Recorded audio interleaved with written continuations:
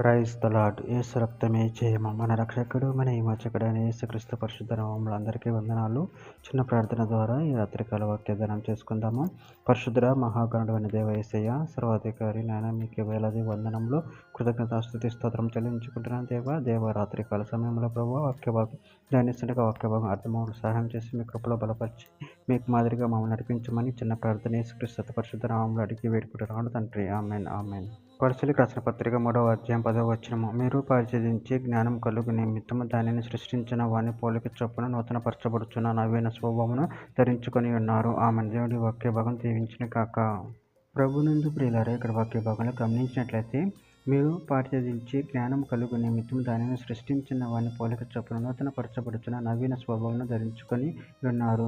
అదేవిధంగా వాక్య భాగంలో గమనించినట్లయితే రోమీయులకు రాసిన పత్రిక 13వ అధ్యాయం 12వ వచనంలో, రాత్రి చాలా గడిచి పగలు సమీపంగా ఉన్నది కనుక మనము అంధకార క్రియలను విసర్జించి తేజో సంబంధమైన ధూపకరం ధరించుకుందుము. కొరింథీయులకు రాసిన పత్రిక 15వ అధ్యాయం 53-54 వచనాల్లో, క్షయమైన ఈ శరీరము అక్షయతను ధరించుకొనవలసి ఉన్నది, మర్త్యమైన ఈ శరీరం అమర్త్యతను ధరించుకొనవలసి ఉన్నది. ఈ క్షయమైనది అక్షయతను ధరించుకునేటప్పుడు, ఈ మర్త్యమైనది అమర్త్యతను ధరించుకునేటప్పుడు విజయమందు మరణం మృంగివేయబడినని రాయబడిన వాక్యము నెరవేరును. ఎఫెసీయులకు రాసిన పత్రిక 4వ అధ్యాయం 24వ వచనంలో, నీతియు యథార్థమైన భక్తి గలవారే దేవుని పోలికగా సృష్టింపబడిన నవీన స్వభావమును ధరించుకొనవలెను.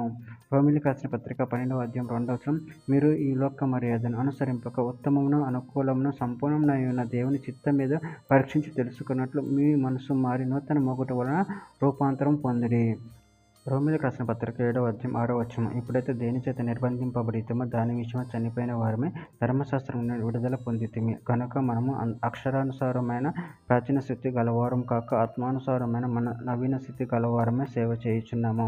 ఎఫెసీయులకు రాసిన పత్రిక 6వ అధ్యాయం 11వ వచనంలో, మీరు అపవాద తంత్రమును ఎదిరించుటకు శక్తిమంతులగునట్లు దేవుని సర్వాంగ కవచమును ధరించుకొనిడి. తీతుకు రాసిన పత్రిక 3వ అధ్యాయం 5వ వచనంలో, మనం నీతిని అనుసరించి చేసిన క్రియల మూలంగా కాక తన కనికరం చొప్పున పునర్జన్మ సంబంధమైన స్నానం ద్వారాను పరిశుద్ధాత్మ మనకు నూతన స్వభావము కలుగజేయట ద్వారాను మనలను రక్షించును.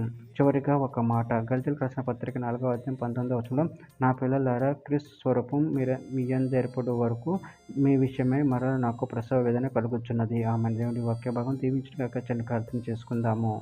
పరిశుద్ధుడ మహాగణుడైన దేవ యేసయ్య, మీరు ఇచ్చిన వాక్యదాన్ని బట్టి ప్రభు కృతజ్ఞతలు చెల్లించుకుంటున్నాను తండ్రి. ప్రభు మా మనసు మారి నూతన పరచబడి నిన్ను మహిమపరచుకున్న పరిశక్తిని అనుగ్రహించి మీ కృపలో బలపరిచి స్థిరపరచమని చిన్న ప్రార్థన యేసుక్రీస్తు పరిశుద్ధ నామములో అడిగి వేడుకుంటున్నాను తండ్రి. Amen amen.